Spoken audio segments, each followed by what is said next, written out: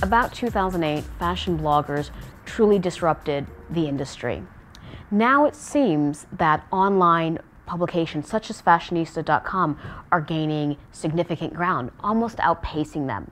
What are some of the trends you're seeing amongst online magazines, bloggers, and traditional media outlets? Well, I think a bunch of things have happened in the last 6 years. One is that traditional media outlets have realized that the web is really important, so they've started to invest more money in design, in photographs, in content, in editors. So they have become big competitors in the space, whereas 5 years ago there were very few magazines. Magazine websites were kind of used to drive subscriptions to the magazine.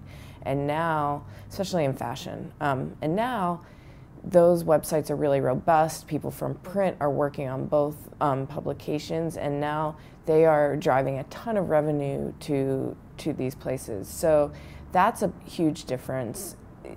There are a group of independent websites that have kind of emerged. Fashionista is one, Refinery 29 is another, that have also kind of become more than just blogs. They are publications with editors, stylists, lots of different rich content, and people expect more now. I think 5 years ago it was okay for like 10 bloggers to post the same story and kind of give it their own spin. How do you feel that platform-specific influencers, someone who has a huge following on Vine, Instagram in relation to Instagram video, YouTube, or even something like a Snapchat, have further disrupted the way in which brands work with influencers and the way that these online business models are evolving? A lot of brands have kind of a list of bloggers that they've been working with for the last 5 years or so, and they haven't moved away from that. But there are a lot of new companies who are kind of bringing these new stars, the Vine stars, the YouTube stars,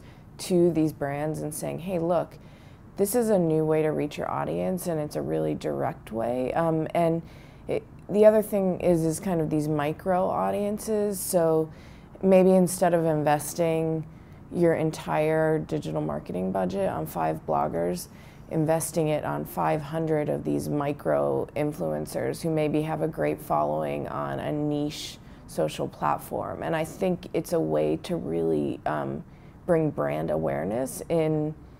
It's just a new way to do that, and it's definitely going to change the industry, and it's going to change the way more traditional bloggers approach advertising campaigns and approach their audiences, because they're going to have to bring even more value now, since there are so many people influencing little pockets of consumers. I think for bloggers themselves, the biggest change is that most bloggers, especially visually driven bloggers, so the ones that take outfit photos, that sort of thing, a lot of their audience is moving to Instagram, to, you know, in a lesser sense, something like a Snapchat. Visually driven products are, you know, just doing really well on those platforms. So a lot of bloggers have had to kind of think about, where is my audience? They're not maybe coming to my blog anymore. They're maybe just going onto Instagram or checking out my Twitter, or maybe possibly my Facebook. How do I engage with my audience on those platforms, and how do I drive revenue? As we all know, Instagram does not have live links, so a blogger who uses affiliate links to drive revenue on their site, you know, they can't do that on Instagram. So it kind of changes the business model of blogging. I think mobile has affected all of these outlets as well, in the same way that you really need the content to make sense off of the homepage. What do you think the future editorial landscape looks like for retail and the media that serves it? One thing that is very interesting is looking at content and commerce and how those two things are going to play together. The bigger the website, the harder it is to drive sales, because people are usually coming to bigger websites for news, and they're not necessarily shopping through those stories.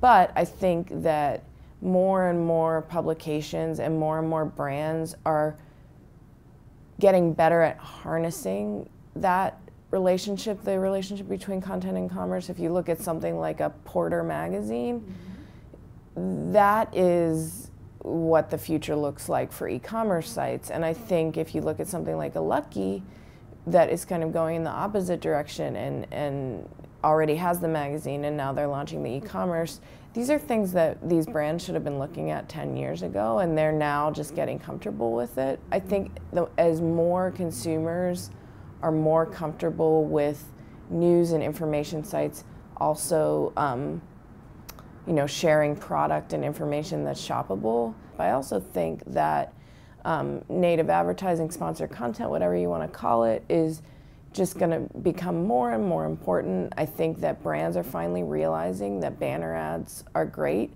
but they don't really, you're not going to sell any product that way. And through the right sponsored content partnerships, you can really drive sales, you can sell product, and you can get brand awareness. And I think that those programs are going to become more and more sophisticated and better and better. And you know, the most important thing about sponsored content is that the consumer enjoys it and likes it. And I think brands are finally understanding that, you know, the closer they work with the client, the closer they work with the outlet, the better results they get. And I think in 2 or 3 years, we're gonna see some really, really cool sponsored content that, you know, it won't matter that it's sponsored.